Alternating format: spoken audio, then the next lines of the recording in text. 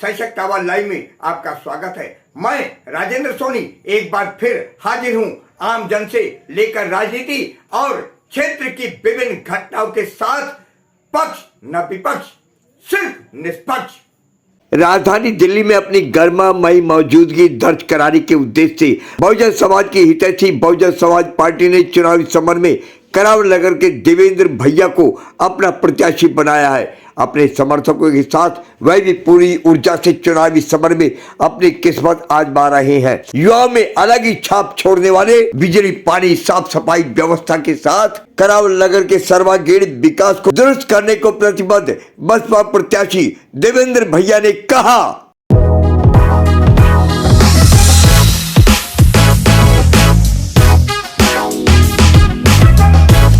देवेंद्र जी, अगर हम बात करें चुनाव को लेकर के, चुनाव सरगर्मियां तेज हो गई हैं और कि आप बसपा से चुनाव मैदान में है करावल नगर, क्या उद्देश्य है? हमारा उद्देश्य है कि यहाँ पे जितने भी विधायक आए अभी तो बहुत दिनों से एक ही वो एक सर्व समाज को लेकर जो चलने की बात नहीं करते। सबसे पहला मुद्दा तो यही है कि सबसे पहले पूरे क्षेत्र में एक भाईचारे का जो है, सद्भावना का जो है लोगों में मैसेज जाए और कोई भड़काऊ भाषण ना दे। अगर भाईचारे से लोग रहेंगे तो सबसे बड़ा सुख तो पहले यही है। उसके बाद में आप अगर हमारे क्षेत्र की दशा देखोगे तो 1-1 फुट, 6-6 इंच, 1.5 फुट गड्ढे, एक बारिश आती नहीं है तालाब बन जाता है। और अभी यहाँ बाहर रोड देख लो, चाहे सोनिया विहार में रोड देख लो, पानी की निकासी देख लो, पार्कों की खस्ता हालत देख लो, पार्कों में कूड़ेदान लग गए हैं, बड़े बड़े प्लॉटों में जो कूड़े के अंबार पड़े हुए हैं। क्षेत्रीय विधायक जो यहाँ पे कोई इस प्रकार का रुचि नहीं रखते कि अपने क्षेत्र को सफाई से रखना, बस एक पार्ट टाइम जॉब करते हैं, 2-4 घंटे अवेलेबल रहते हैं, उसके बाद गायब। और वो भी मनोदशा उनकी सेवा की अब रही नहीं है। तो हम सेवा का भाव लेके आए हैं कि ज़्यादा से ज़्यादा लोगों के बीच में जाएंगे, सद्भावना का माहौल बनाएंगे, विकास को यहाँ पे करवाएंगे। ये जगह जगह जो पानी भर रहा है, गड्ढे हो रहे हैं, इनको साफ करेंगे। वृद्धा पेंशन जो 6-6 महीने से लोगों की रुकी हुई है, उसको बिल्कुल सुचारू रूप से तुरंत कराएंगे। अगर हम बात करें, जहां आम आदमी पार्टी ने महिलाओं को 2100 रुपए देने का वादा कर रही है, कांग्रेस ने 2500 रुपए देने का वादा कर रही है, भाजपा ने भी पिटारा खोल दिया है, तो बसपा क्या करेगी उन लोगों के लिए? बसपा कोई भी झूठा वादा नहीं करेगी जी कि 2500 रुपए दे देंगे, 2100 दे देंगे या 5000 दे देंगे। कांग्रेस, तीनों ही पार्टियां इस बारे में बिल्कुल झूठ बोल रही हैं। सबसे पहले आम आदमी ने सबसे बड़ा झूठ बोला कि 2100 रुपए हर महीने देंगे। पहले आम आदमी को देखो, आम आदमी की दिल्ली में जब सरकार है तो 10 साल में वो पैसे कहाँ अटके हुए थे जो आज ही वो कह रहे चुनाव जिता दो हम अगले महीने दे देंगे। क्या 10 साल में उन पे वो पैसे नहीं दिए गए 1 महीने के? अरे शुरुआत कर देते, 6 महीने पहले देना शुरू कर देते। ये सिर्फ एक चुनावी रणनीति है कि जी हम इतना जो है पैसा महिलाओं को देंगे। जैसे पहले उदाहरण के तौर पे समझ लीजिए, जैसे पहले कहा था जी बिजली फ्री देंगे, इलाज फ्री देंगे, पानी फ्री देंगे, सब लोगों को इलाज फ्री मिल रहा है, सब लोगों को बिजली फ्री मिल रही है, सब लोगों को पानी बिल्कुल फ्री मिल रहा है। आज झूठ का झूठ और सच का सच तो बिल्कुल सामने है। देवेंद्र जी, आप जब जनता के बीच में जा रहे हैं जी और चुनाव चरम पर है जी, जनता के बीच में किन मुद्दों को लेकर के आप जा रहे हैं? ये सारे मुद्दे जो मैंने गिराए हैं, ये सारे के सारे झूठ के पुलिंदे जो बना रहे हैं जी। हम सत्यता से जनमानस की सेवा के लिए और क्षेत्र में जो छोटी छोटी समस्याएं हैं, सबसे पहले सफाई की व्यवस्था, कूड़ों के अंबार लगे पड़े बड़े बड़े प्लॉटों में। एक गरीब आदमी कैसे कैसे मकान बनाता है और एक प्लॉट, बड़ा प्लॉट कोई पड़ा हुआ है, उसमें पानी भरा पड़ा 2-2, 3-3 फुट और उसके चारों तरफ, तीनों तरफ प्लॉट बने हुए हैं। तो वो मकान वाला बेचारा कहाँ जाएगा, किससे कहेगा?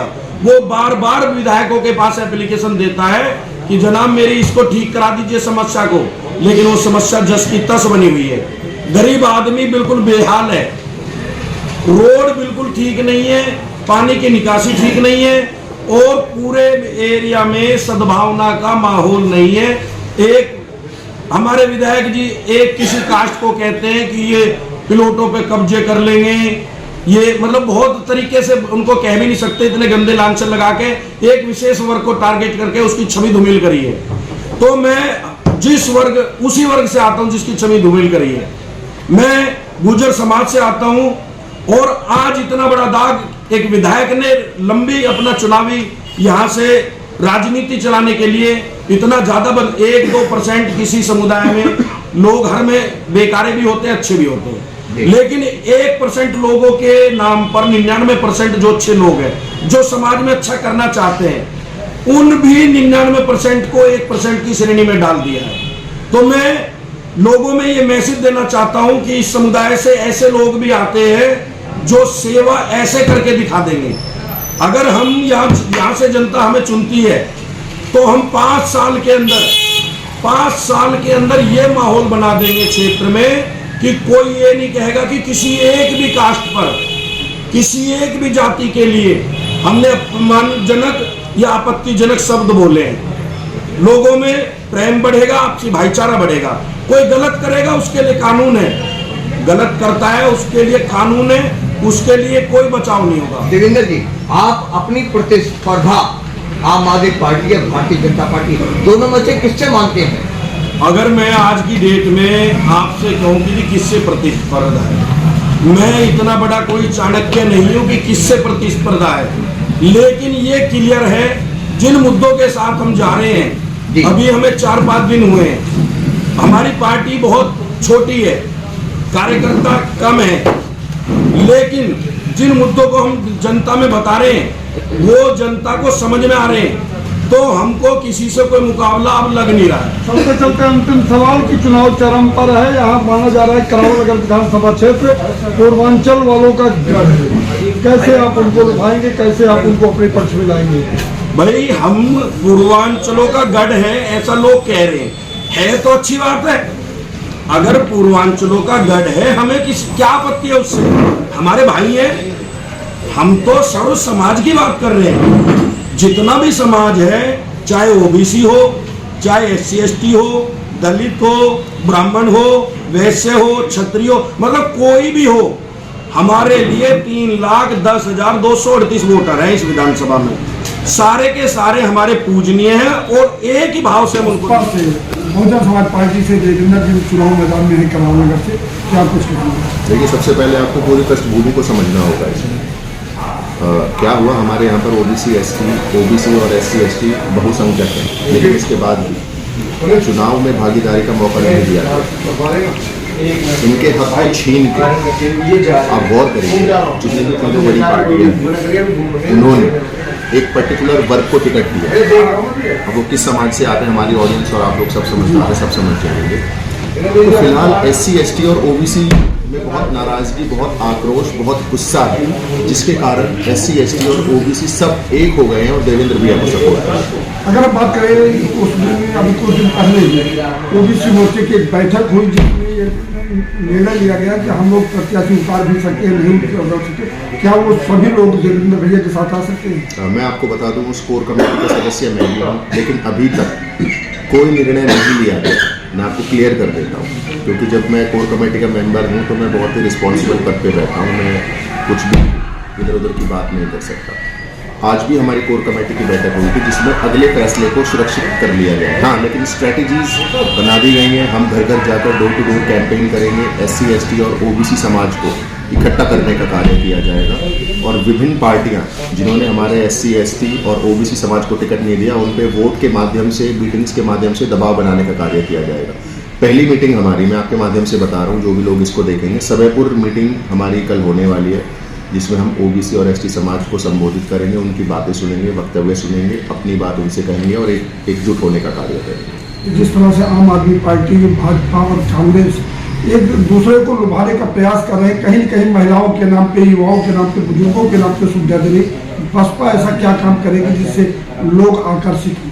देखिए, बसपा का तो पहला ध्येय है कि वो कोई मैनिफेस्टो जारी नहीं करती, वो अपना कार्य करके दिखाती है। और जहाँ तक आपका इशारा है भाजपा या केजरीवाल की तरफ, आप फ्री की रेवड़ी के बारे में शायद जिक्र कर रहे हैं। देखिए फ्री की रेवड़ी खा खा के ना, मीठा खा खा के, झूठ का मीठा खा के लोगों को कब्ज हो चुकी है। अब उनके झूठे वादे में लोग आने वाले नहीं हैं। मैं आपको समझाता हूँ कि फ्री की रेवड़ी आखिर है क्या। अब क्या है, चुनाव आयोग के और सरकार के पर्टिकुलर रूल्स हैं कि आप रिश्वत नहीं दे सकते चुनाव में वोट के माध्यम से। तो इन्होंने एक नया बैकडोर से इन्होंने नया रिश्ता निकाला। लेजिटिमेट तरीके से रिश्वत देने का काम है। हमारी कोई नाराज़गी नहीं है, बल्कि इन पॉलिसी का, इन चीज़ों का जो महत्व है और बेनिफिट है वो पर्टिकुलर वर्गों के पास जा रहा है। हमें कोई आपत्ति नहीं है, लेकिन ये लेजिटिमेट तरीके से सरकारी पैसे का दुरुपयोग करके रिश्वतखोरी की जा रही है, जिसके कुछ इन पॉलिसीज़ के मेरिट्स भी हैं तो डीमेरिट्स भी हैं। डीमेरिट्स जैसे मैं आपको समझाता हूँ, जैसे डीटीसी अभी गड्ढे में चली गई, मेंटेनेंस का पैसा नहीं था, सैलरी का पैसा नहीं था। और जब इन पे दबाव आया तो इन्होंने बोला मोदी गवर्नमेंट हमको पैसा नहीं दे रही है, हम क्या करें। देखिए अगर आप इसी तरह हर इंस्टीट्यूशन को आप इस तरह फ्री करते चले जाएंगे तो सारे इंस्टीट्यूशन एकदम खत्म हो जाएंगे। आप इसको वैध मानते हैं या अवैध मानते हैं? मैंने बताया ना, वैध लेजिटिमेट तरीका रिश्वतखोरी का बना दिया है। और दूसरी चीज़, अगर इसी तरह चलता रहा, सब कुछ फ्री करता रहा, तो इंसान सुबह उठकर किसी काम पर क्यों जाएगा। हाँ मैं ये कहता हूँ, आप मुफ्त शिक्षा दो, मुफ्त इलाज दो, ऐसी चीज़ों को आज करो। बहुजन समाज पार्टी दिल्ली के अंदर अपना वर्चस्व बनाने के लिए जगह तलाश रही है, क्या कहना चाहिए?